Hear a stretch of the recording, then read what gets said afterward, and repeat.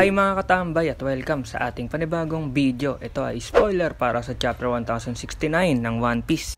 Nako, masaya tong spoiler na malalaman nyo. Pero bago tayo mapunta doon, kung gusto mo ng mga gantong content, mag-like, mag-subscribe at i-hit ang bell para maging updated sa mga parating na video. Okay, simulan na natin ang spoiler. Let's go!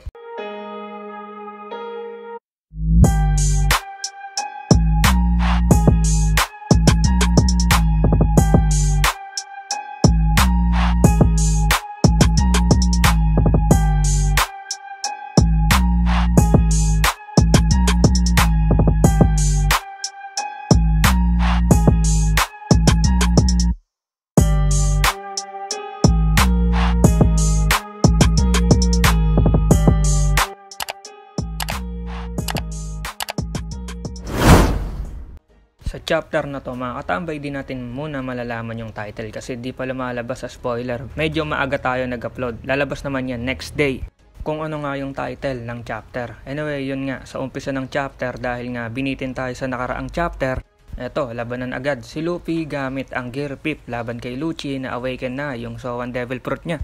Nasabi na yung awakened form daw ni Lucci ay isang malaking pusa. Halo daw ito ng Monster Point ni Chopper at Devil Fruit ni Wushu. Imagine nyo na lang mga katambay kung gaano kalaki yun at ano ang itsura, nakakatakot. At yung laban ng dalawang ito ay parang Tom and Jerry daw. Sino kaya ang Tom at sino ang Jerry?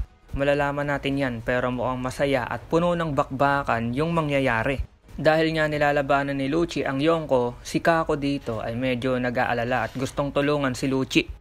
Pero nga hindi ito pinansin ni Lucci at tinuloy lang yung laban kay Luffy ng mag-isa. Nilalabanan din ng mga CP0 yung mga Seraphim. Dahil nga 'di ba sinabi ni Shaka na si Sentomaru yung magkokontrol. Ayun, gera sa Egghead Island ngayon. Nasabi na yung labanan na to ay magde-decide kung sino talaga yung magkokontrol sa mga Seraphim. Pero nga yung CP0 ay may sinira na isang parte ng Egghead na ito pa mismo yung nagpapaandar sa Seraphim. Tinalo, tinakot at pinatulog ni Luffy si Lucci. Di na talaga kaya ni Lucci si Luffy, masyado na talagang malakas. Para sa isang CP0, mukhang si Akainu ay alam din na andon yung Straw Hat sa Egghead Island at pinipigilan nga nito si Kizaru na pumunta. Mukhang alam na ni Akainu yung kakayahan ni Luffy at syempre Yonko na din ito. Nasabi din na yung Devil Fruit ni Luffy na Hito Hito no Mi Model Nika ay walang record doon sa Devil Fruit book. Nang matapos yung laban, nakarecover agad itong si Lucci sa last page ng chapter. Dahil nga ito doon sa awakening power niya at gusto daw nitong umalis doon sa isla dahil nga nabugbog at napahiya siya doon sa laban nila ni Luffy.